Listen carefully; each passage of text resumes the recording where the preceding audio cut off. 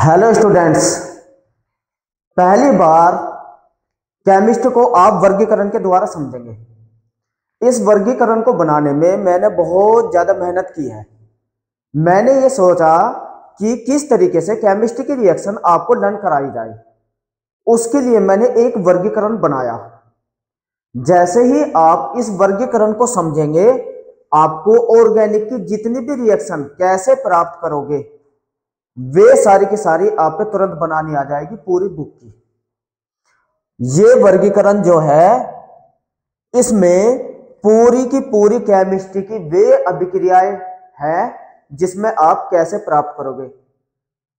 चाहे 100, 200, 300 समीकरण इस वर्गीकरण के द्वारा बहुत ही आसानी से हो जाएंगे। आप सोच रहे होंगे कि हर कोई भी यही बोलता है 100, 200, 300। नहीं, मैं जो बोलता हूं वो आपको करके भी दिखाता हूं। आइए इस वर्गीकरण के द्वारा मैं आपकी बहुत सारी रिएक्शन है, पूरी बुक की रिएक्शन है कैसे प्राप्त करोगे तुरंत करा दूंगा। चलिए पहले इस वर्गीकरण को समझिए और देखिए बनती है या नहीं बनती। जिस भी टाइप के क्वेश्चन एग्जाम में पूछे जाते हैं वे तुरंत इस वर्गीकरण के द्वारा आप तुरंत बना पाएंगे। तो आइए वर्गीकरण को समझा देता हूं। देखिए वर्गीकरण पे सबसे पहले आपके लेसन, जो पहला लेसन है ऑर्गेनिक में, वो है एल्किल हैलाइड, जिसे हम RX कहते हैं। ठीक है। दूसरा लेसन जो आप पे ऑर्गेनिक का है वो है एल्कोहल का। यहां देखिए मैंने एल्किल हैलाइड से जब भी कोई अभिक्रिया एल्कोहल बनाने की आएगी तो आपको जलीय KOH या इसकी जगह NaOH इसका प्रयोग कर देना है तो एल्कोहल बन जाएगी। यानी कि एल्किल हैलाइड से एल्कोहल अगर आपको बनाने को आए एग्जाम में तो जलीय KOH या NaOH का इस्तेमाल करिए तो एल्कोहल बन जाएगी। तीसरा जो लेसन है आपके ऑर्गेनिक में वो एल्डिहाइड और कीटोन का है। एल्डिहाइड और कीटोन, देखिए एल्कोहल से एल्डिहाइड और कीटोन ऑक्सीकरण के द्वारा प्राप्त होती है। देखिए वर्गीकरण ऑक्सीकरण लिखा है ना, ये ऑक्सीकरण के द्वारा एल्डिहाइड बनती है, ऑक्सीकरण के ही द्वारा कीटोन बनती है। लेकिन अंतर यह है, अगर द्वितीयक एल्कोहल का आप ऑक्सीकरण करेंगे तो कीटोन बनेगी और प्राथमिक एल्कोहल का ऑक्सीकरण करोगे तो एल्डिहाइड बनेगी। इस प्रकार एल्डिहाइड और कीटोन आसानी से बनाई जा सकती है एल्कोहल के द्वारा। ठीक है। इसके बाद आप देखिए जो चौथा लेसन है आपके कोर्स में ऑर्गेनिक में वो कार्बोक्सिलिक अम्ल का है। एल्डिहाइड से कार्बोक्सिलिक अम्ल टालन अभिकर्मक या फेलिंग विलयन के ऑक्सीकरण द्वारा प्राप्त होता है। यानी कि अगर आपको एल्डिहाइड से कभी भी कार्बोक्सिलिक अम्ल बनाना हो तो टालन और फेलिंग विलयन द्वारा ऑक्सीकरण करते हैं या K2Cr2O7 या H2SO4 के द्वारा कार्बोक्सिलिक अम्ल प्राप्त किया जाता है। लेकिन समान कार्बन लिखा हुआ मैंने, समान कार्बन का मतलब अभी बस वर्गीकरण समझिए। आपको जब ये वर्गीकरण समझ में आएगा मैं रिएक्शन इन्हीं से बनानी सिखाऊंगा आपको। समान कार्बन लिखा हुआ है, समान कार्बन का मतलब हुआ अगर यहाँ 2 कार्बन वाली एल्डिहाइड है तो 2 कार्बन वाला ही कार्बोक्सिलिक अम्ल बनेगा। लेकिन कीटोन में देखिए आप, कीटोन का जब ऑक्सीकरण करोगे K2Cr2O7 और H2SO4 की उपस्थिति में 1 कार्बन कम वाली कार्बोक्सिलिक अम्ल बनेगी। कहने का मतलब अगर 3 कार्बन लेके आप बना रहे हैं तो 2 कार्बन वाली कार्बोक्सिलिक अम्ल बनेगी, इसमें समान कार्बन वाली बनेगी। ठीक है, ये भी समझ में आया। अब आप यहां देखिए कार्बोक्सिलिक अम्ल के बाद लेसन नंबर 5 आपके इसमें है प्राथमिक एमीन। कार्बोक्सिलिक अम्ल से प्राथमिक एमीन जो बनाई जाती है वो HNA3 हाइड्रोजोइक अम्ल की क्रिया द्वारा बनाई जाती है H2SO4 की उपस्थिति में। ये सारी समीकरण मैंने अभी आपको समझाऊंगा बना के, देखते रहना इस वर्गीकरण को। और प्राथमिक एमीन से जब आप ग्रिग्नार्ड अभिकर्मक की अभिक्रिया करेंगे प्राथमिक एमीन पे तो एल्केन बनेगी। एल्केन से जब हैलोजन की क्रिया होती है फिर एल्केन हैलाइड बनते हैं। इस तरीके से देखिए आप, ये पूरा एक चक्र घूम के आ रहा है पूरी रिएक्शनों का। अब आपसे एग्जाम में वो एल्किल हैलाइड से अगर आपको कार्बोक्सिलिक अम्ल बनवाई, देखिए एल्किल हैलाइड से क्या बनाए कार्बोक्सिलिक अम्ल, तो आपको ऐसे ही आना है। पहले जलीय KOH की क्रिया करा के एल्कोहल बनाइए, फिर ऑक्सीकरण करके एल्डिहाइड बनाइए, फिर एल्डिहाइड का ऑक्सीकरण करके कार्बोक्सिलिक अम्ल बनाइए। इस तरीके से। नहीं तो आप क्या करते हैं कि आप डायरेक्ट ऐसे समीकरण याद करते हैं ऐसे, और इतनी सारी रिएक्शन इकट्ठी हो जाती है कि आप तुरंत भूल जाते हैं कि कौन सी रिएक्शन कब इस्तेमाल करनी है, क्या करनी है। बस आप इसी डायग्राम को देखिए और कैसे प्राप्त करोगे, तुरंत बन जाएगा। अगर एग्जाम में एल्किल हैलाइड से कीटोन बनाने को आए तो आपको क्या करना, पहले अल्कोहल बनाइए फिर कीटोन पाइए। यानी कि इस डायग्राम के द्वारा एक तत्व को दूसरे तत्व में आसानी से बनाया जा सकता है, बदला जा सकता है, और यही कैसे प्राप्त करोगे समीकरण पूछता है।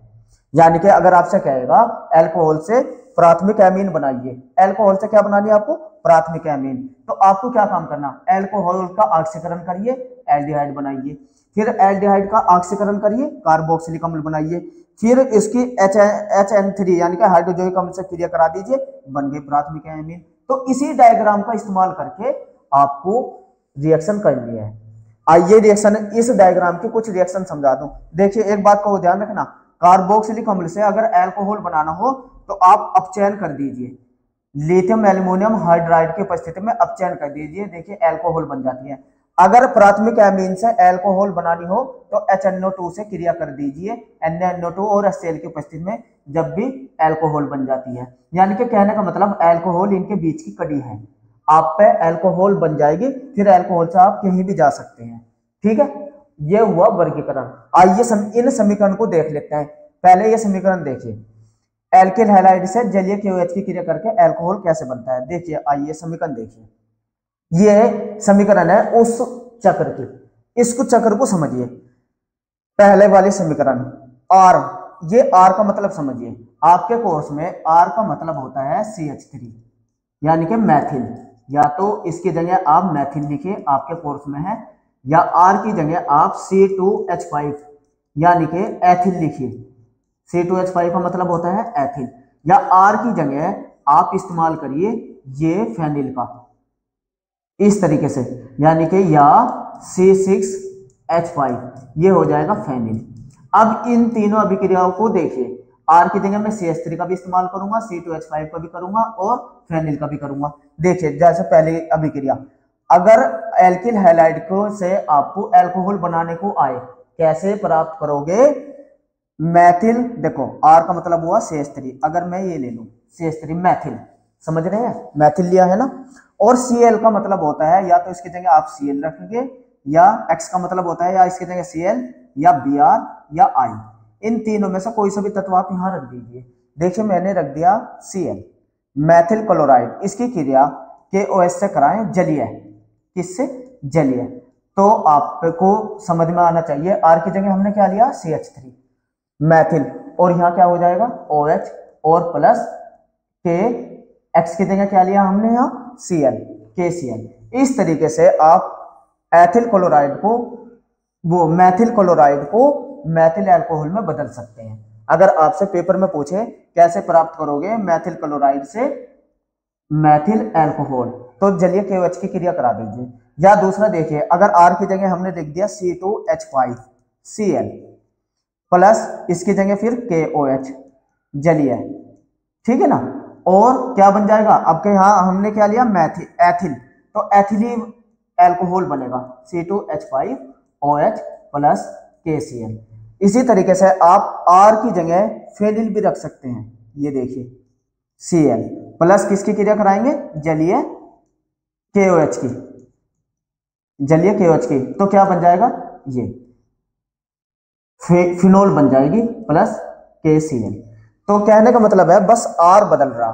तो आप पे ये पहली रिएक्शन पता होना चाहिए कि एल्किल हैलाइड को अल्कोहल में जलीय KOH से बदला जाता है, यही मैंने उस वर्गीकरण में दिखाया। एग्जाम में कैसे कैसे क्वेश्चन पूछेंगे वो भी दिखाऊंगा, पहले आप सभी रिएक्शनों को समझिए।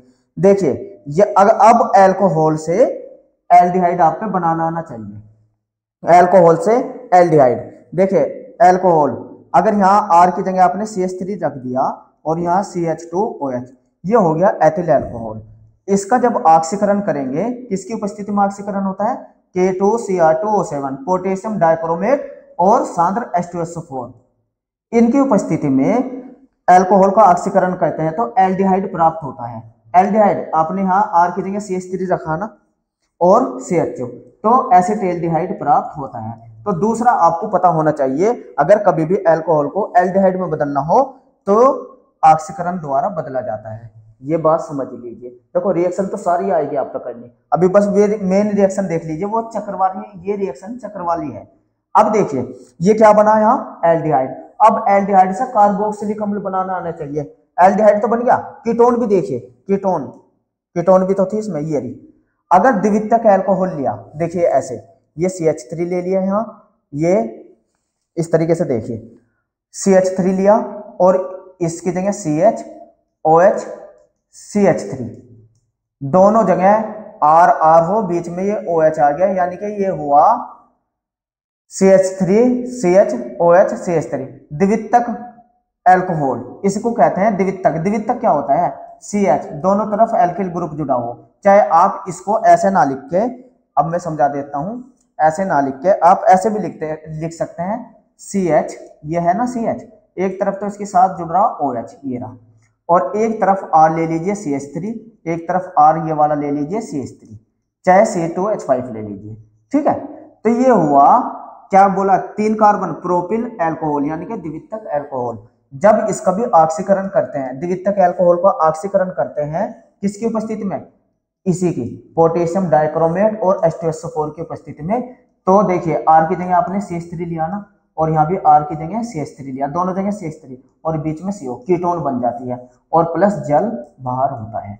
इस तरीके से आप समझ रहे हैं कि अगर द्वितीयक अल्कोहल का ऑक्सीकरण करेंगे तो कीटोन बनेगी, और प्राथमिक अल्कोहल का ऑक्सीकरण करेंगे तो एल्डिहाइड बनेगी। ये बात याद रखना। अब एल्डिहाइड और कीटोन तो बन गए। अब देखिए एल्डिहाइड से दोबारा ऑक्सीकरण, अब ऑक्सीकरण देखिए, या तो इसी की उपस्थिति में कर दीजिए, या ऑक्सीकरण जिसमें फेलिंग विलियन, फेलिंग विलियन की उपस्थिति में भी ऑक्सीकरण होता है। देखिए फेलिंग विलियन CuO, इसको फेलिंग विलियन कहते हैं, या Ag2O, ये टालन अभिकर्मक। इन दोनों की उपस्थिति में, इनमें से किसी की भी उस एक की उपस्थिति में ऑक्सीकरण कहते हैं तो कार्बोक्सिलिक अम्ल बनता है। ये भी याद रखना, इस रिएक्शन को याद रखना। ये रिएक्शन नोट कर लीजिए, मैं डायग्राम पे जाऊंगा, फिर एग्जाम में कैसे क्वेश्चन पूछते हैं वे बताऊंगा। नेक्स्ट क्वेश्चन देखिए, नेक्स्ट क्वेश्चन ये है, देखिए नेक्स्ट क्वेश्चन देखिए, एक मिनट, ये था ये वाला, इसको समझिए। द्वितीयक वो कीटोन का भी ऑक्सीकरण करते हैं तो कार्बोक्सिलिक अम्ल बनता है, बस ये याद रखना। और अगर कार्बोक्सिलिक अम्ल का अपचयन करें, ये कार्बोक्सिलिक अम्ल है, R तो आपको समझ में ही आ गया, इसका अपचयन करेंगे लिथियम एल्यूमिनियम हाइड्राइड की उपस्थिति में तो अल्कोहल बनती है। ये समीकरण थोड़ी सी याद रखनी है, 8-9 समीकरण है, इनको समझ लीजिए, बस इनसे ही पूरी बुक की रिएक्शन बनेगी। अगर कार्बोक्सिलिक अम्ल की क्रिया HN3, अमोनिया नहीं, HN3 से सांद्र H2SO4 की उपस्थिति में कराते हैं तो एमीन बनती है, और साथ के साथ कार्बन डाइऑक्साइड और नाइट्रोजन निकलते हैं। देखिए यहाँ एक कार्बन कम हो जाता है, इसमें एक कम कार्बन वाली एमीन बनती है, ये याद रखना, ठीक है ना। नेक्स्ट, अगर एमीन की क्रिया HNO2 से करा दे, NaNO2 और HCl की उपस्थिति में, तो अल्कोहल बनती है और नाइट्रोजन और जल बनता है। इसी तरीके से अगर एमीन की क्रिया ग्रिग्नार्ड अभिकर्मक से कराएं तो RH बनता है। ये वे वाली अभिक्रिया थी जो आपने अभी उस वर्गीकरण में देखी। देखिए फिर वर्गीकरण पे चलता, पहले क्वेश्चन देखिए, पहले ये क्वेश्चन है, अब क्वेश्चन पे चलते हैं। मैथेन से मैथिल अल्कोहल बनानी, क्वेश्चन याद रखिए, मैथेन से मैथिल अल्कोहल। तो आइए पहले मैं डायग्राम दिखा दूं आपसे, वो डायग्राम के द्वारा क्या पूछ रहा है, फिर इस क्वेश्चन पे आऊंगा। उस डायग्राम में देखेंगे कहां से क्या पूछा। देखिए मैथिल अल्कोहल बनानी है, ये ध्यान रखना। आइए मैं डायग्राम पे लेके चलता हूं आपको, उस डायग्राम पे मैथेन से मैथिल अल्कोहल डायग्राम पे आइए, वही डायग्राम पे देख लेते हैं, क्वेश्चन को वही लिख लेते हैं। ये डायग्राम है, पहले इसको मैं रफ कर देता हूं और डायग्राम को एक तरफ लगा के और आपको समझा देता हूं। अब आइए इस डायग्राम को छोटा करके और आपको रिएक्शन समझाते हैं। ये रख दिया मैंने डायग्राम।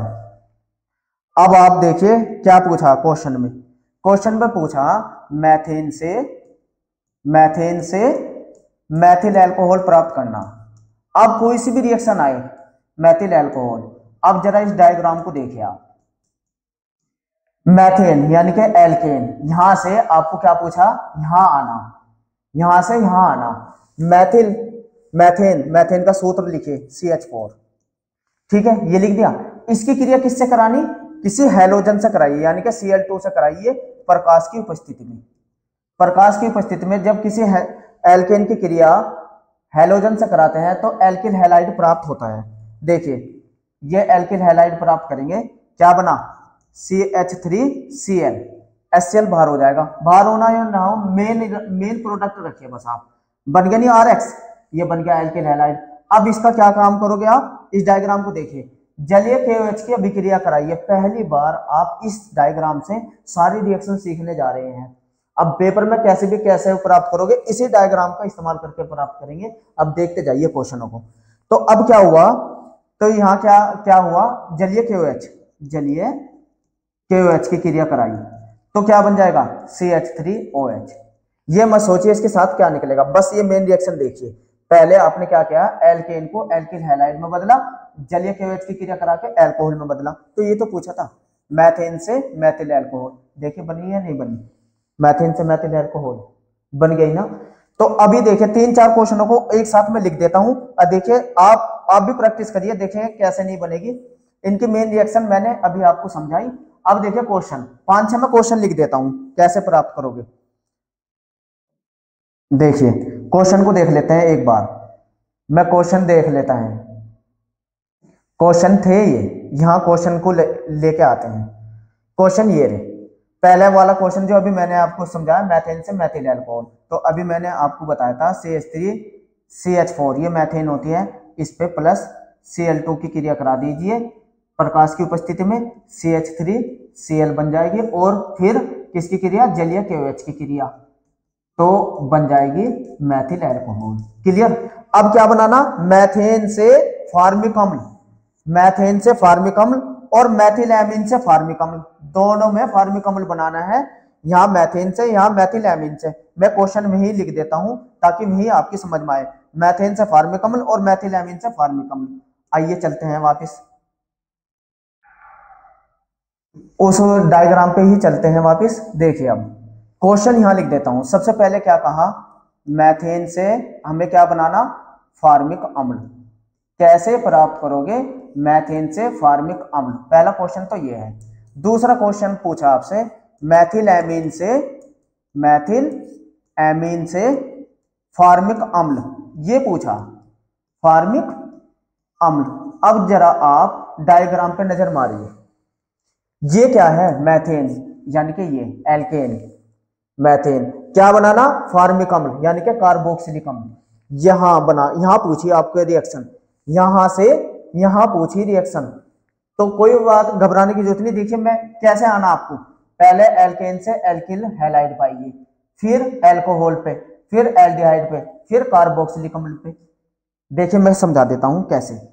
सबसे पहले आप लिखो मैथेन, यहां रिएक्शन ये करके दिखा देता हूं, CH4, ठीक है, एल्केन, इसकी क्रिया हैलोजन से कराए Cl2। इस डायग्राम को बस दिमाग में रखो, तुरंत होती चली जाएगी। तो क्या बनेगा, प्रकाश की उपस्थिति में CH3Cl, एल्किल हैलाइड बन जाएगी, बन गई नहीं बन गई एल्किल हैलाइड। अब इसकी क्रिया किससे करानी, जलीय KOH से। चलिए ये करा दे रहा हूं, यही कर दे रहे हैं, यहां लिख दिया मैंने जलीय KOH, क्या बनेगा, एल्कोहल। R की जगह तो आपको पता CH3 लेके चल रहे हैं ना हम, R की जगह CH3, तो एल्कोहल बन गया, मैथिल एल्कोहल बन गई। मैथिल एल्कोहल का क्या करना है, ऑक्सीकरण करना है। चलिए ऑक्सीकरण करते हैं किसकी उपस्थिति में, K2Cr2O7 प्लस H2SO4, इसी की उपस्थिति में आपको ऑक्सीकरण कर देना है, ठीक है ना। इस डायग्राम को देखते रहिए, क्या बन जाएगा, एल्डिहाइड, R की जगह क्या रखना आपको, फॉर्मेल्डिहाइड बन जाएगा HCHO, ये बन गई, एक ही कार्बन वाली बनेगी, जब एक ही कार्बन है तो फॉर्मेल्डिहाइड बन गई। फॉर्मेल्डिहाइड का अब फिर दोबारा फिर ऑक्सीकरण करिए, दोबारा फिर क्या करना है, ऑक्सीकरण किसकी उपस्थिति में करना है, या तो टालन अभिकर्मक की उपस्थिति में करते हैं CuO, या करते हैं Ag2O की उपस्थिति में। इन दोनों में से कोई सा भी लिख दीजिए। ये टालन अभिकर्मक है, ये फीलिंग विलियन है। सीओ को कहते हैं फीलिंग विलियन, AgO को कहते हैं टालन अभिकर्मक। और ऑक्सीकरण का मतलब हुआ नवजात ऑक्सीजन का इस पे जुड़ जाना। तो क्या बन जाएगा HCOOH, ये बना फार्मिक अम्ल। ये क्या बना फार्मिक अम्ल। अब आपको बहुत से ये कहेंगे कि इतनी सारी रिएक्शन में आने की क्या जरूरत है, कोई ऐसी विधि याद कर लीजिए जो डायरेक्ट एल्केन से फार्मिक अम्ल में बदल दे। मैं कब कह रहा वो ठीक है कर लीजिए, कहां तक याद करोगे। चलो फिर वो क्या आएगा, एल्केन की जगह एल्किल हैलाइड से कार्बोक्सिलिक अम्ल बनाइए, फिर डायरेक्ट विधि है कर लीजिए याद।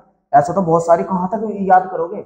मैंने कहा सिर्फ इस डायग्राम को याद करो और एक ना एक जगह से आपको दूसरी जगह जाने के लिए इन्हीं स्टेप का इस्तेमाल करना पड़ेगा। देखिए बनी या नहीं बनी। सबसे पहले क्या किया आपने, एल्केन से एल्किल हैलाइड बदली, ये बदल गई देखो, यानी कि RH से आपने बदल दिया RH में, देखो ये बदला ना।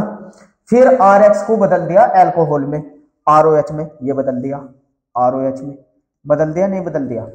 फिर ROH को कहां में बदला, एल्डिहाइड में। एक बार बस इसमें मेहनत कर लीजिए, सारे आंसर पूरी केमिस्ट्री के यही है।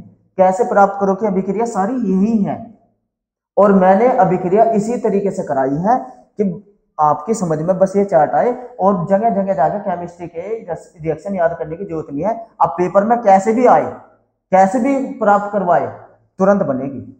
अब बना के देखिए, 2-3 रिएक्शन में और रिएक्शन समझाऊंगा तो आप तुरंत बनाने शुरू कर देंगे। केमिस्ट्री से आपका प्रिय सब्जेक्ट बन जाएगा, देखते रहिए। केमिस्ट्री एक अपने तरीके से पढ़ के देखिए, आनंद आएगा केमिस्ट्री में पढ़ने में। अब देखिए फिर एल्डिहाइड बनी, एल्डिहाइड का फिर ऑक्सीकरण करा तो बन गया कार्बोक्सिलिक अम्ल। तो ये हुआ पहला वाला, मैथेन से फार्मिक अम्ल बनाने की विधि। अब तो समझ में आ रहा है इस डायग्राम का महत्व, कितना महत्व है। अब देखिए दोबारा, अब एक क्वेश्चन होता मैथिलएमीन से फिर फार्मिक अम्ल बनवा रखा था। देखिए मैथिलएमीन से क्या बनाना है, फार्मिक अम्ल। आइए ये भी बना के दिखा देते हैं, ये भी बना के दिखा देते हैं इसी डायग्राम से। जितने भी क्वेश्चन है सब इसी डायग्राम से बनेंगे।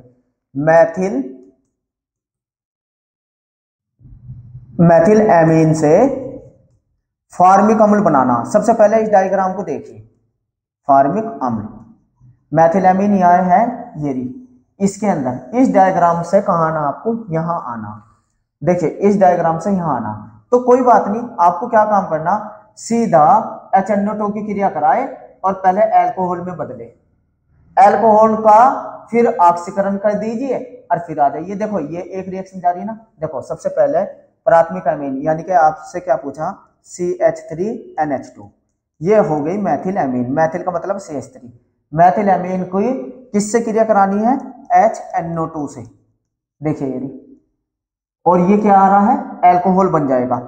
किसकी उपस्थिति में होती है ये अभिक्रिया, NaNO2 प्लस HCl की उपस्थिति में। तो क्या बनेगा, अल्कोहल। R की जगह आपने क्या रखा, CH3, तो ये बन जाएगा CH3OH, बन गई मैथिल अल्कोहल।